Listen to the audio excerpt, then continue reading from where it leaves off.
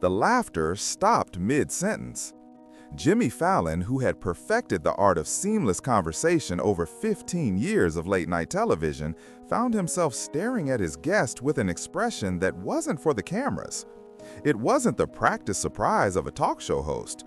It was the raw confusion of a man trying to process something that didn't make sense.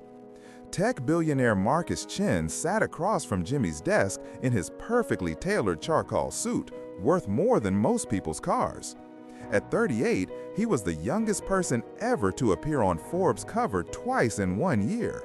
His companies had revolutionized how the world communicated, how cities ran their infrastructure, how hospitals saved lives. But none of that mattered in this moment, because Marcus had just told Jimmy something that stopped the Tonight Show cold. "I owe everything to a homeless man named Frank," Marcus had said, his voice carrying a weight that the studio lights couldn't illuminate. "And I can't find him." The Tonight Show studio felt different that Tuesday evening. The usual electric energy of a live taping seemed subdued, as if the building itself sensed that something significant was about to unfold. The Roots played softer than usual during commercial breaks. The audience, typically buzzing with excitement, sat in an unusual quiet anticipation. Jimmy had been interviewing Marcus about his latest venture, a revolutionary AI system that could predict natural disasters weeks in advance. Standard tech billionaire interview territory. Success story, innovation, future of humanity. The kind of conversation that filled late-night television slots across America every week. But then Marcus had gone off script.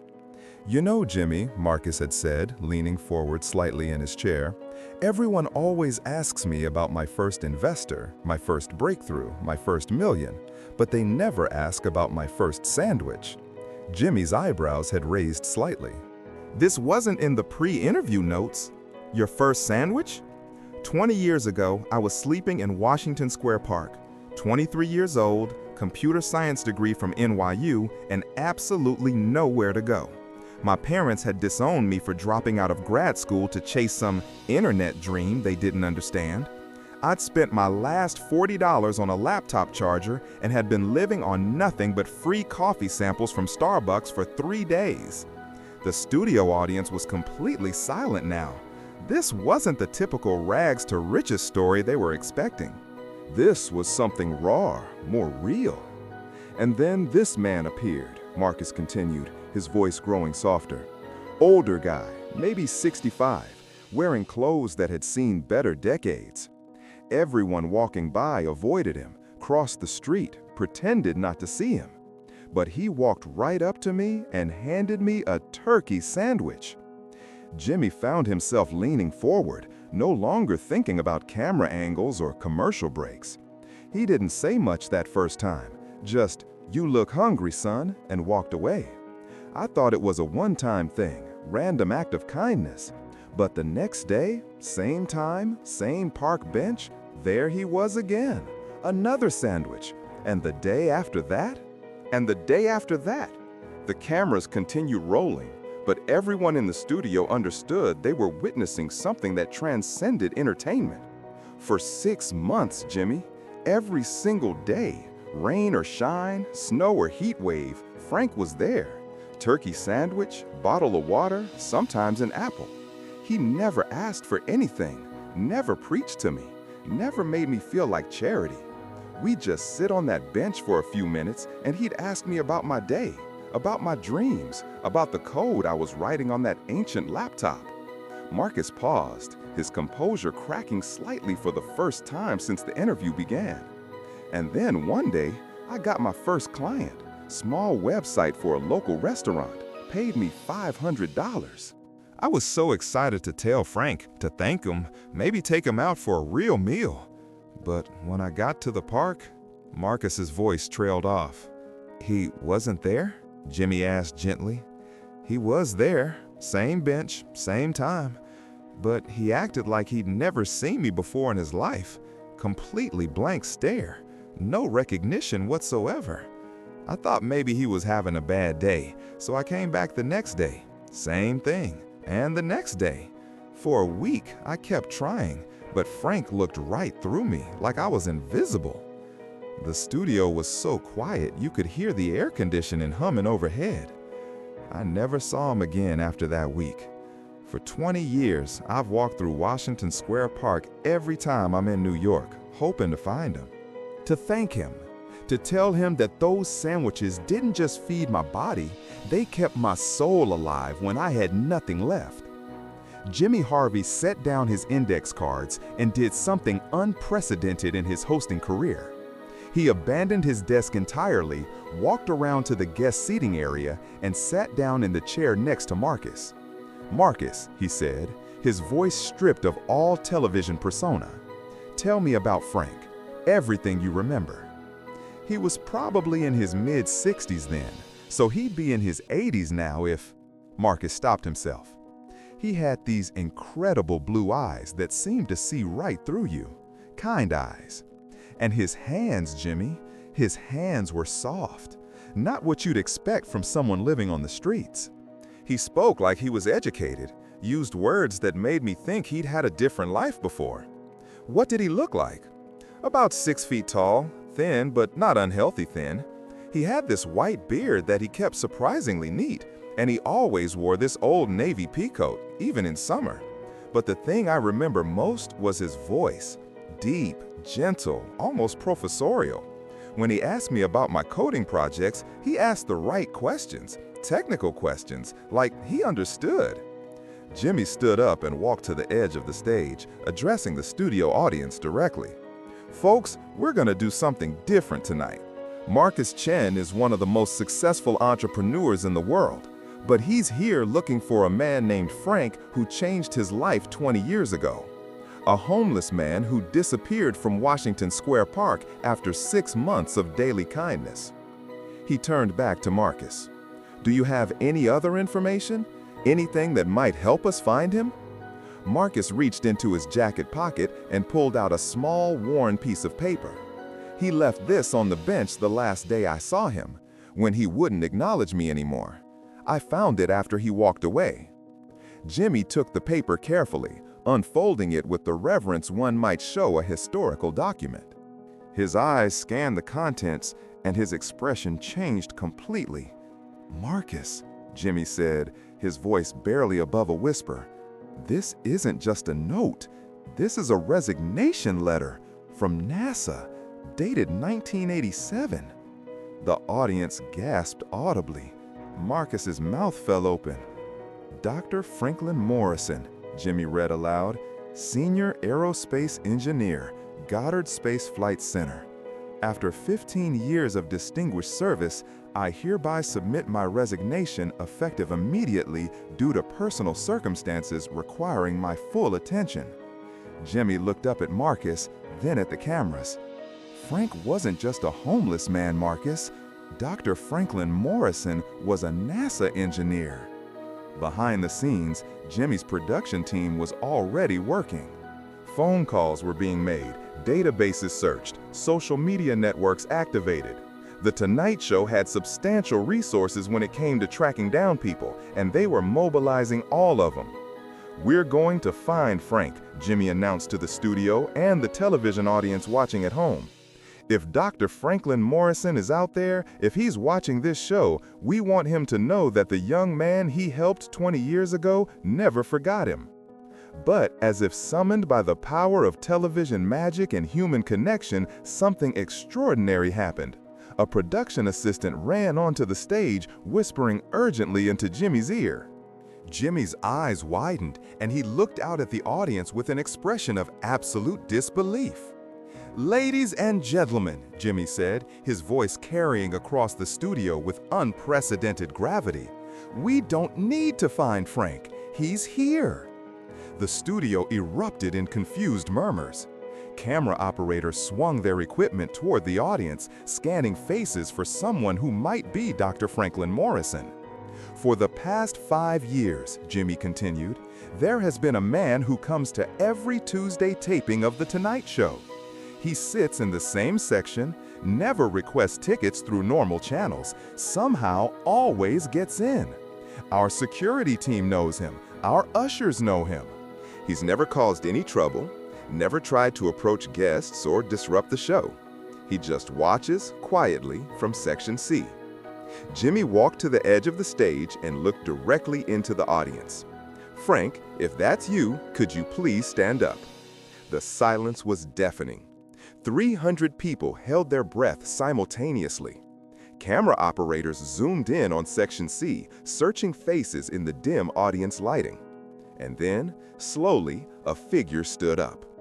He was exactly as Marcus had described, only 20 years older. The white beard was longer now, completely gray. The navy pea coat had been replaced by a simple dark sweater. But the eyes, those incredible blue eyes that Marcus remembered, were unmistakable. Marcus turned in his chair, following Jimmy's gaze to the audience. When he saw Frank, when their eyes met across the studio, 20 years of searching, wondering, and gratitude crashed over him like a tidal wave. "Frank?" Marcus called out, his voice breaking. The old man nodded slowly, tears beginning to stream down his weathered face. "Oh my God," Marcus whispered, and then louder, "Oh my God, Frank!" Jimmy didn't hesitate. He walked into the audience, personally escorted Frank from his seat, and brought him onto the stage.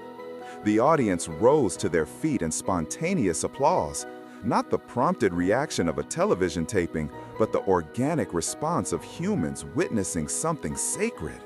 Frank stood on the Tonight Show stage for the first time, looking smaller under the bright lights, but no less dignified. Marcus approached him slowly, as if afraid this might be another dream, another false hope in a 20-year search. "I looked for you," Marcus said, his voice thick with emotion. "I looked everywhere." Frank smiled, that same gentle expression Marcus remembered from their park bench conversations. "I know you did, son. I've been watching." "Watching? Your first company launch, your IPO, your TED Talk about failure and resilience, your interview with Steve Jobs before he passed. I've watched you become everything I knew you could be." The revelation hit the studio like lightning. "You've been following my career?" "Marcus," Frank said, his voice carrying the same professorial tone that had comforted a hungry young man 20 years ago. "Do you think it was an accident that I happened to walk by your bench every day? Do you think it was coincidence that I asked you about coding languages I shouldn't have known?" Jimmy stepped closer, sensing that they were approaching the heart of this story. "I was never homeless, son," Frank continued. "I had an apartment 6 blocks from the park. I had savings, retirement from NASA, but I also had something else. I had a son." The studio fell completely silent. "My son David was your age when he took his own life. Brilliant computer programmer, graduated from MIT, moved to New York to chase his dreams just like you. But when the failures piled up, when the rejections kept coming, when he couldn't make rent and was too proud to ask for help, he gave up." Marcus's hand came to his mouth as understanding washed over him. "I found him in his apartment 3 days after he died, alone, hungry, broken, and I swore that would never happen to another young person if I could help it. So I started walking through that park every day, looking for kids who looked like David, kids who looked like they were about to give up." "You saved my life," Marcus whispered. "No, son, you saved mine. Every day I helped you, I felt like I was helping David. Every sandwich I brought you, every conversation we had, it kept my boy's memory alive. It gave his death meaning." Jimmy, who had remained silent during this exchange, finally spoke. "Frank, why did you stop? Why did you act like you didn't know him?" Frank turned to face the camera, as if addressing not just the studio audience, but everyone watching at home. "Because my job was done. Marcus had his first client, his first success. He didn't need Frank, the homeless man, anymore. But he would always need to remember where he came from, what it felt like to have nothing, so he'd never forget to help others." He turned back to Marcus. "I stopped being the man who gave you sandwiches so you could become the man who gives sandwiches to others." "And have you?" Frank asked. "Have you been giving sandwiches?" Marcus laughed through his tears. "Frank, I've built 7 homeless shelters. I fund a program that gives free laptops and internet access to anyone living on the streets. I personally visit Washington Square Park every month and hand out care packages. I've been looking for you so I could tell you that I never stopped giving sandwiches." Frank's composure finally broke completely. This 84-year-old former NASA engineer, who had spent 20 years mourning his son and anonymously helping strangers, wrapped his arms around the tech billionaire he had once fed on a park bench. "David would be so proud," Frank whispered. Jimmy wiped his own eyes and addressed the camera directly. "Ladies and gentlemen, I've been hosting The Tonight Show for 15 years. I've interviewed presidents, movie stars, Nobel Prize winners, athletes, artists, and entrepreneurs. But I have never, in my entire career, witnessed anything like what just happened on this stage." He turned to both men. "Frank, Marcus, you've just reminded everyone watching that kindness isn't just about the moment you give it. It's about the ripples it creates that extend far beyond what we can see." Frank reached into his pocket and pulled out something that made Marcus gasp audibly. It was an old business card, worn and faded, with Chen Digital Solutions printed in simple black text. "You gave me this the day you got your first client," Frank said. "Told me I was your first investor, even though I'd never given you money. I've carried it with me every day for 20 years." Marcus took the card with trembling hands. "Frank, I want you to meet someone." He pulled out his phone and made a video call. The face that appeared on the screen was a young woman, maybe 25, with kind eyes and a warm smile. "Sarah, I want you to meet Frank, the man I've told you about your entire life." "Frank?" the woman on the phone said, her voice carrying through the studio speakers. "You're the Frank? Oh my God, Dad's told me so much about you. You're like a legend in our family." Frank looked confused. "Your daughter?" "Frank," Marcus said, "meet Sarah Chan Morrison. I named her after you, Dr. Franklin Morrison. And this is my son, David." A teenage boy appeared on the phone screen next to Sarah. The resemblance to a young Marcus was unmistakable, but something else was unmistakable too. The boy's eyes held the same gentle intelligence that Frank remembered in his own son. "Hi, Frank," David said shyly. "Dad says you're the reason our family exists." Frank stared at the phone screen, then at Marcus, then back at the screen. "You named your son David?" "After your son, the son who brought us together, even though we never met him." The Tonight Show studio had transformed into something that television had never seen before. It wasn't entertainment anymore. It wasn't even a talk show. It was a church, a temple, a sacred space where two souls had found each other across 20 years of searching, and love had multiplied beyond anything either man could have imagined. Jimmy addressed the audience one final time. "What we've witnessed tonight isn't just a reunion. It's proof that love never dies. It just changes form. A father's love for his lost son became care for a stranger. A young man's gratitude became a lifetime of service. And somehow, mysteriously, beautifully, it all came full circle." Frank and Marcus stood together on the Tonight Show stage, two men whose lives had intersected for 6 months 20 years ago and created ripples that were still spreading. In the audience, people were crying openly. Crew members who had worked hundreds of tapings stood frozen in recognition of something they'd never seen before. As the show ended and the credits rolled, Frank and Marcus didn't leave the stage. They sat on the couch where so many celebrities had promoted their latest projects, and they talked about David, about the years in between, about the sandwiches that had fed both their souls. And in living rooms across America, families gathered around televisions understood that they had witnessed something that transcended entertainment. They had seen proof that kindness never truly ends, it just changes hands. That love never really dies, it just finds new ways to give itself away. The homeless man's 20-year secret wasn't that he was once a NASA engineer.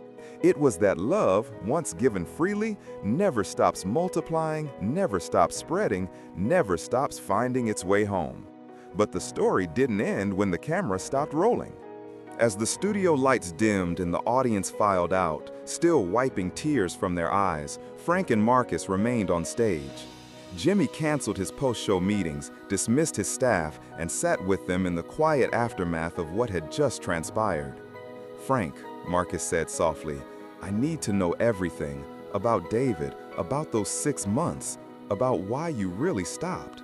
Frank nodded slowly, his weathered hands folded in his lap. "David killed himself on a Tuesday," he began, his voice steady but distant. "March 15th, 1999. I found his body on Friday when his landlord called me. 3 days, Marcus. My son lay dead for 3 days before anyone noticed he was gone." The weight of those words settled over the 3 men like a physical presence. He'd been struggling for 2 years. MIT computer science degree, just like you said. Brilliant mind, endless potential. But New York was cruel to him. Every job interview that didn't pan out, every startup that rejected his ideas, every day that he couldn't make rent, it chipped away at him piece by piece. Frank paused, looking out at the empty audience seats as if seeing ghosts of conversations past. The note he left was only 3 sentences long. "I can't do this anymore. I'm sorry I wasn't strong enough. Tell Mom I love her." That was it. 25 years of life reduced to 3 sentences. Marcus felt his chest tighten. He recognized that desperation, that particular kind of hopelessness that comes when you're young and everything feels permanent. "His funeral was on a Thursday," Frank continued, "closed casket. His mother, my ex-wife, blamed me, said I should have known, should have helped, should have done something. She wasn't wrong. I was so focused on my work at NASA, so proud of my career, that I missed every sign." Jimmy leaned forward, his host persona completely abandoned. "How did you find Marcus?" "I didn't find him," Frank said. "I found dozens of them. Young people, sleeping rough, trying to make it in a city that chews up dreamers and spits out bones. I started walking through different parks, different neighborhoods, looking for the ones who looked like David, the ones who had that same expression of quiet desperation." "How many?" Marcus asked. "Over the 20 years, maybe 60, 70 kids. Some just needed a meal and encouragement. Others needed more. I helped one young woman get clean from heroin. Another kid, I co-signed his apartment lease when no one else would. A girl from Detroit, I helped her get into coding boot camp." Frank reached into his other pocket and pulled out a small, worn notebook. "I kept track, names, dates, what they needed, how they were doing. Marcus Chan, you were number 17. He opened the notebook to a page marked with a faded receipt. In careful handwriting, Marcus could see his own entry. Marcus Chin, 23, NYU CS degree, sleeping Washington Square Park. Brilliant but broken, needs hope more than food." "The sandwiches were never about the food," Frank said. "They were about showing up, about proving that someone cared whether you lived or died. Because that's what David needed, and I wasn't there to give it to him." Marcus stared at the notebook entry, seeing his younger self through Frank's eyes. "Why did you stop acknowledging me that last week?" Frank smiled sadly. "Because I saw something change in you. The day you told me about your first client, your whole posture was different. Your voice was stronger. You had hope again. Real hope, not the desperate kind you'd been clinging to. But I still needed you." "No, son. You needed to believe you could make it without me. As long as Frank was there with his daily sandwich, you'd always wonder if you were truly capable or just dependent. I had to disappear so you could discover your own strength." Frank closed the notebook and held it against his chest. "It was the hardest thing I'd ever done, walking away from you that day. But David never got the chance to prove he could make it. You deserved that chance." The 3 men sat in comfortable silence for several minutes, processing the weight of what had been shared. Finally, Jimmy spoke. "Frank, what have you been doing all these years? Besides watching Marcus's career, still helping kids, still walking through parks, still carrying sandwiches." Frank's eyes brightened slightly. "But also something else. I started volunteering at suicide prevention hotlines. Turns out, those technical questions I used to ask you, they weren't random. I learned to recognize the signs, the language, the particular way programmers and engineers talk when they're losing hope. You've been saving lives. Trying to. Some you save, some you don't. But you show up anyway. You keep trying anyway. Marcus pulled out his phone and showed Frank something that made the old man's breath catch. The David Morrison Foundation for Young Entrepreneurs. I started this 5 years ago, Marcus said. It provides micro-grants, mentorship, and emergency housing for young people trying to start tech companies. We've helped over 300 people so far. Frank's eyes filled with tears as he read the mission statement. Named in honor of David Morrison, a brilliant young programmer whose life was cut short, this foundation ensures that no young entrepreneur faces their struggles alone. You honored my son. Frank, your son saved my life just as much as you did. David's story, his struggle, it became part of my story. Every person we help through the foundation, they're benefiting from his sacrifice, his pain, his unrealized potential. Jimmy watched this exchange with wonder. Do you realize what you two have created? This isn't just a personal story. This is a movement, a philosophy of paying forward not just kindness, but purpose. Frank and Marcus looked at each other, 20 years of separation dissolving in an instant of mutual understanding. There's something else, Marcus said quietly. Frank, I've been planning something for months, a new initiative. I was going to announce it next week, but I want you to hear it first. He stood up and walked to Jimmy's desk, borrowing a piece of paper and pen. As he wrote, he spoke. The Franklin Morrison Institute for Sustainable Compassion, a research center and training program that studies the long-term effects of targeted kindness. We'll train counselors, social workers, and volunteers in your methodology, the sandwich approach. Frank stared at the paper as Marcus handed it to him.